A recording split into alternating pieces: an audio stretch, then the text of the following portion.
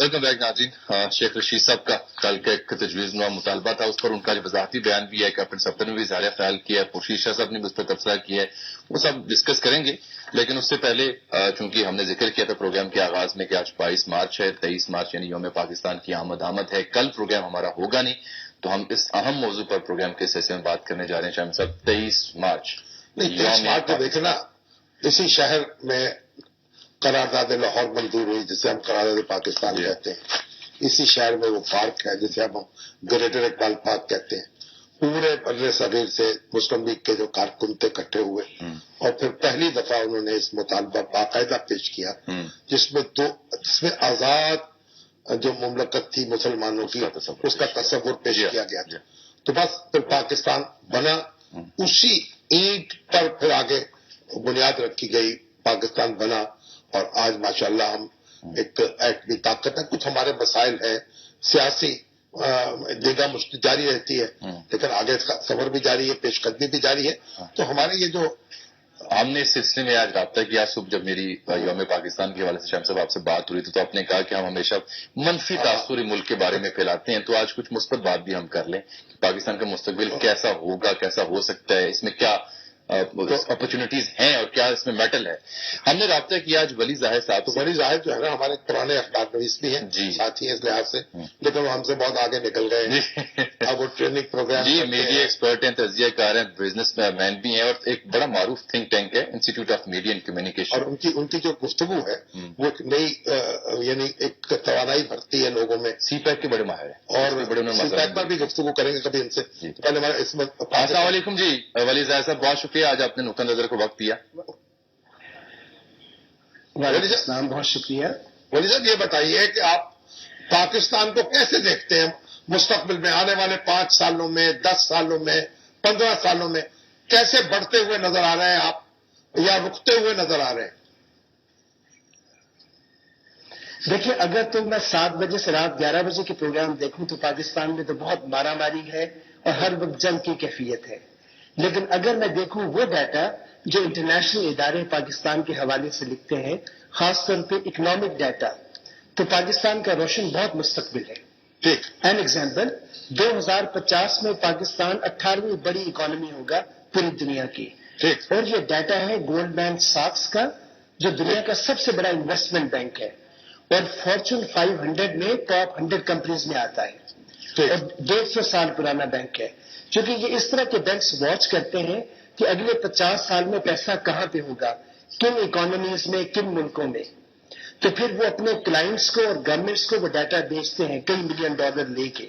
तो जब उन्होंने 2001 में अगले 50 साल का नक्शा खींचा तो उसमें पाकिस्तान को उन्होंने बड़ा खूबसूरत और बहुत आगे पाया, और वो जाहिर है वो सारा डाटा फिर बाद में पब्लिक डोमेन में आया when they already made money on that। तो उस हिसाब से तो बहुत अच्छा मुस्तकबिल है 2050 का। लेकिन लोग फिर मुझसे ये भी सवाल करते हैं कि 50 तो किसने देखा है। जी, आप शायद कुछ कहना चाह रहे हैं। अब मैं ये सोचूं उसके लिए हमें बस इंतजार करना चाहिए या कुछ हाथ पांव भी हिलाने पड़ेंगे? या ये सोच के बैठ जाते हैं अच्छा 2050 में हालात ठीक हो जाएंगे। हाँ, जो अच्छी बात यह है कि ये जो डाटा है जिसको हम कहते हैं कि इन स्पाइट ऑफ या बिकॉज ऑफ, इसकी बहस से बाहर है, क्योंकि ये सारा डाटा बेस करता है आपकी पॉपुलेशन के साइज पे, आपकी जो मार्केट साइज है हर इकोनॉमी की। तो वो मैं उसकी एक छोटी सी मिसाल है, वो बड़ी इकोनॉमीज जैसे सऊदी अरब हो गया, जैसे मलेशिया है, सिंगापुर है, ताइवान है, हांगकांग है, आज ये बड़ी इकोनॉमीज हैं, लेकिन 2050 में हमसे पीछे चले जाएगी। अल्लाह करे ऐसा हो। लेकिन वली साहब ये भी फरमाए ना कि मुआशरा जो है हमारा, हैसियत मुआशरा, उसमें किस कदर बेहतरी के इम्कान आपको नजर आते हैं कि मुआशरा एक मुस्बत इक़दार का हामिल हो? मतलब हमें प्लस पॉइंट क्या है, आपको प्लस पॉइंट क्या नजर आता है हमारा, क्या चीज हमें और किस चीज पर हमें बिल्कुल नहीं, मेरा ख्याल है जो प्रेस्क्रिप्शन है उसमें बाद में आता है, लेकिन मैं आपको बताता हूं कि अच्छा क्या हो रहा है।